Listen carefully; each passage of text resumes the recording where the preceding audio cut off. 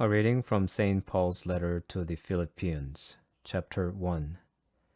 My brothers and sisters, what matters is this, that Christ is proclaimed in every way, whether out of false motives or true. And in that I rejoice. Yes, and I will continue to rejoice, for I know that through your prayers and the help of the Spirit of Jesus Christ, this will turn out for my deliverance. It is my eager expectation and hope that I will not be put to shame in any way, but that by my speaking with all boldness, Christ will be exalted now as always in my body, whether by life or by death. For to me, living is Christ, and dying is gain. If I am to live in the flesh, that means fruitful labor for me, and I do not know which I prefer. I am hard pressed between the two.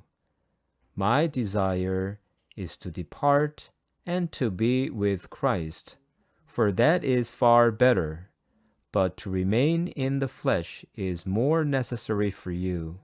Since I am convinced of this, I know that I will remain and continue with all of you for your progress and joy in faith, so that I may share abundantly in your boasting in Christ Jesus when I come to you again.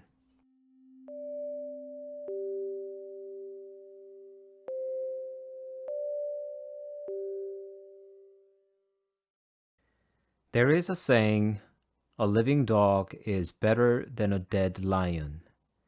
This proverb comes from the Book of Ecclesiastes, chapter 9. The presumed author, King Solomon, advises here his readers not to attach to vanities of the human world, but to enjoy simply whatever the Lord provides for them. All human power, wealth, fame, and glory are lost and forgotten after death. Only the living can have hope and work for salvation. A French adage, a living beggar on his feet is worth more than an emperor in his grave, sounds carrying about the same advice. But some people also say, better a live coward than a dead hero. This saying reveals our attachment to this life on earth.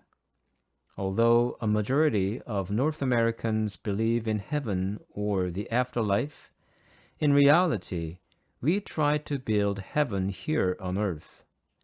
Many believe that they can establish a perfect social system which will satisfy everyone's needs.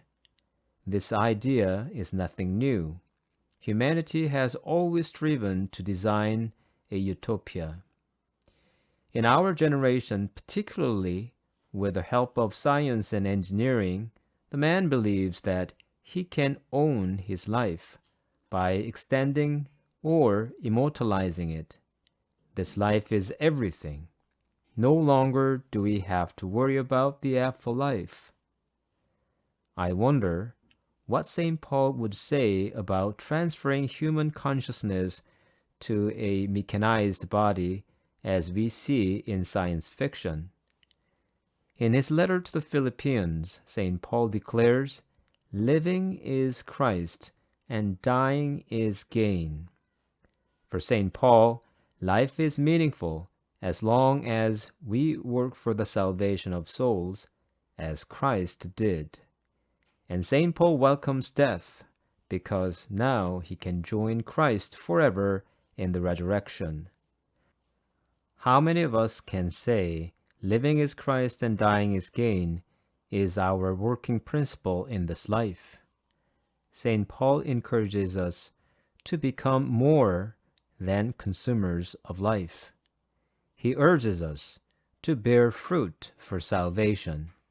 He reminds us that Christians have a clear goal and a purpose in life. Only then can we detach ourselves from life and death. For those who live in Christ, life and death here on earth is just a part of life eternal.